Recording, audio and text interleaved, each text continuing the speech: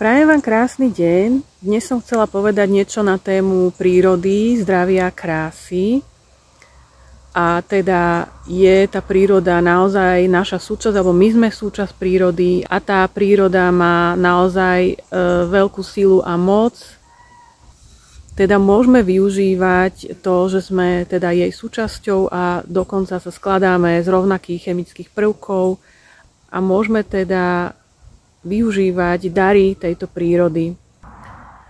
V prvom rade je možné využívať dary prírody hlavne tak, aby sme chodili do tej prírody, aby sme boli v jej prítomnosti, v jej energii, aby sme sa vedeli vyladiť a naladiť na seba do svojho vnútorného pokoja a stredu a naladili sa na tú vlastnú podstatu, kým naozaj sme na ten pokoj, vyrovnanosť, harmóniu. Zistila som teda, že je dôležité sa brať ako celok, aj s tým telom, tú dušu s telom dokopy, vlastne celú ako bytosť, neoddelovať to nejakým spôsobom stále a je veľmi dobré si hýčkať aj tú dušu, aj to telo a teda, čo sa týka duše, samozrejme, je tá príroda pre nás ako liek, a tú dušu je potrebné aj počúvať. Je dobré načúvať tomu, čo chceme urobiť a čo nechceme urobiť, do čoho sa nútime a čo prirodzene sami od seba chceme ísť robiť. Toto je vlastne tá najdôležitejšia zložka toho, aby sme sa cítili zdraví, aj krásni, aj už potom to telo sa ako keby pridá a začne tiež hovoriť svojim jazykom a svojimi pocitmi a tiež nám dáva vlastne najavo, lebo je prepojené s tou dušou, preto hovorím, že nemáme sa oddelovať, pretože aj to telo nám môže naznačovať to, čo si tá duša žiada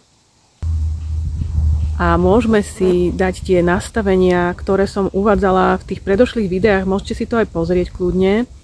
Tí, čo prechádzate nejakým ťažkým obdobím alebo sa neviete ako keby nájsť, tak môžete si pozrieť, čo pomohlo mne napríklad. Ešte určite niečo, čo ma napadne, takto budem zdieľať svoje myšlienky a svoje prežitky. A čo sa týka toho tela, mali by sme ako keby, bolo by fajn, keby sme cítili tú vďačnosť voči tomu telu, že sa môžeme hýbať, že môžeme konať, že môžeme niečo robiť.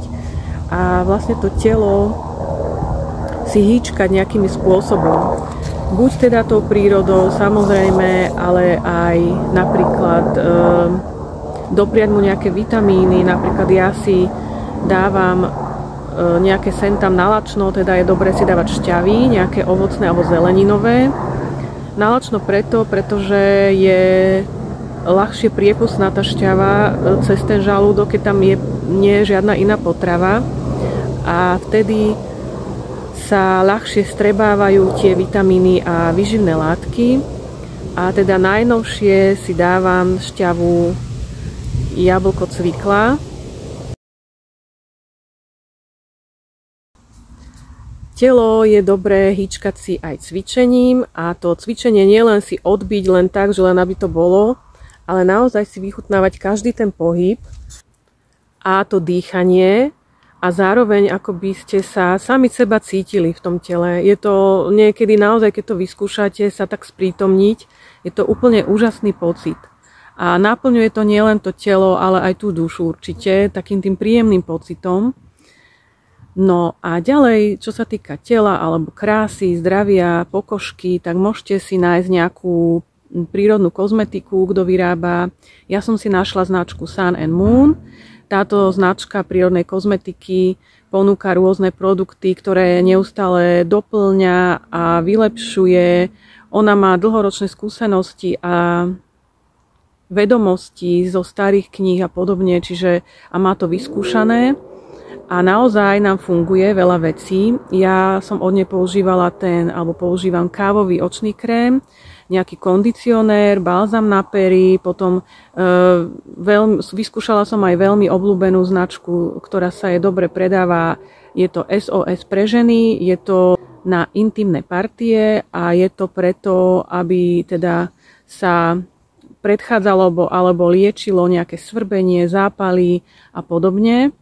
Jednej našej členke rodiny sa v podstate vyliečil ekzém po dlhom čase, možno rokoch, kedy vlastne nič jej na to nepomáhalo a jedine od Sun and Moon, od Janky, ona sa volá Janka, jej pomáha teda ten hojivý krém na ekzém a to sa jej teda podarilo vyliečiť. Môžete si pozrieť, pustím vám takú pár sekundovú ukážku z jej produktov.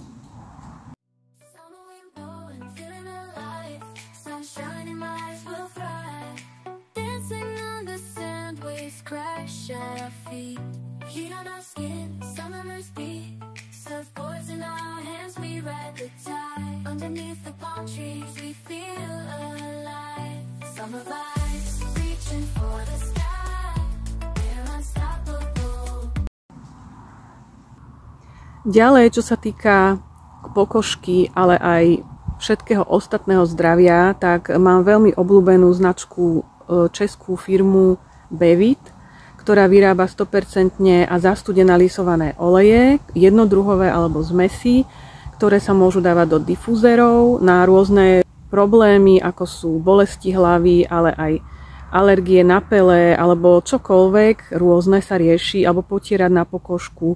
A oni majú aj rôzne iné produkty, ako sú pracie prípravky, ale aj prírodnú kozmetiku takisto, čiže od nich používam odličovanie, olejček teda na odličovanie, potom liftingovú masku s dračou krvou, rúžovú vodu, tiež rôzne očné krémy, masky a séra.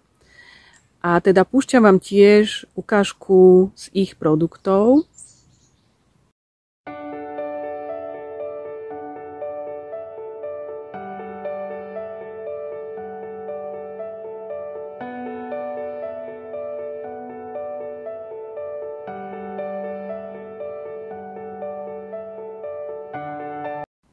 Bevit má aj doplnky stravy, rôzne proteíny a originálne produkty, ktoré obsahujú C60, teda uhlík. A ten je vlastne patentovaný a je naozaj veľkým zázrakom. Takže kľudne si tam pozrite, ak chcete, ak máte záujem. No a keďže nám končí leto a my sme sa doplnili tým vitamínom D z toho slniečka a teraz by sme mohli teda načerpávať nejaké vitamíny na jeseň a zimu. Môžeme si dávať rôzne čaje, bylinky, ktoré sme si mohli aj nazbierať, bazu, lipu a podobne. Takisto rastlinky môžeme využívať tie ich nielen olejčeky, ale aj esencie z nich robené. Takéto esencie z kvietkov poznám austrálske kvetové esencie. Tieto esencie sa dajú vyrábať aj na mieru pre človeka, alebo miešať teda rôzne druhy. A tie zase vie vám namiešať presne na váš prípad alebo na vaše problémy Vajana. Jej stránka je www.vajana.cz a to vám všetko, tieto kontakty dávam pod video. Ak by mal niekto záujem, každý si môžete nájsť to svoje, čo vám ladí a čo je pre vás príjemné, čo vás priťahuje. A pre ukážku týchto austrálskych esencií by som vám teda mohla 2 kvietky takto ukázať, že na čo by tak boli vhodné. Takže máme tu takúto kvetinku, ktorá sa nazýva Red Lily, alebo teda červená ľalia. Táto esencia z tohto kvietku otvára korunnú čakru. Je to pre takých skôr duchovne založených ľudí, ktorí sú takí skôr snívajúci, takí, ktorí potrebujú ukotvenie, uzemnenie. Je to vhodné aj pre ľudí, ktorí užívajú drogy, halucinogénne huby, alebo aj pre schizofrenikov. Ďalšiu kvetinku máme Bush Fuchsia. Esencia z tohto kvietku zlepšuje intuíciu, odvážnosť, keď máte vystupovať na verejnosti. Ďalej je vhodná pre deti, ktoré majú problémy s učením, písaním, rozprávaním, na liečbu dyslexie a teda na správne prepojenie ľavej a pravej hemisféry mozgu. Takže toto je taká ukážka toho, k čomu som sa dostala ja, alebo čo sa mne dostalo do cesty. Vám určite príde buď toto isté, alebo možno niečo iné, čo máte vy vo svojom okolí, alebo na čo ste pripravení, naladení. A ja sa chystám aj možno urobiť nejaký rozhovor, napríklad s Jankou, ktorá má tú prírodnú kozmetiku Sun and Moon, pretože ona má naozaj veľké skúsenosti, môže vám kľudne povedať aj, čo si všimla pri zloženiach tých produktov prírodných rôznych, že čo by tam v podstate ani nemalo byť, alebo čo bude skôr nie na úžitok, ale na škodu, prípadne čo je pre koho vhodnejšie, nejaké možno vychytávky, možno zaujímavosti. Takže chcela by som, ak sa nám podarí, urobiť takýto rozhovor. Prípadne možno, že aj s Vajanou uvidíme, ako sa veci budú plynúť a vyvíjať. Takže sa nalaďujme na seba, na prírodu, aby sme boli spokojní, aby sme si mohli užívať tento život tu na tejto zemi.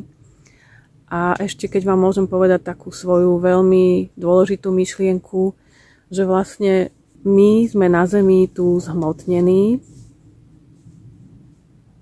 a môžeme vlastne sa sami seba cítiť, vidieť, počuť nielen seba samého, ale aj toho druhého človeka.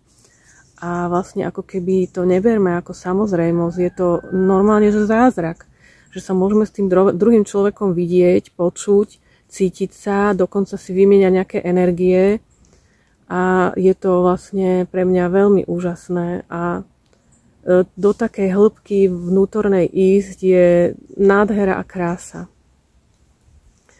Takže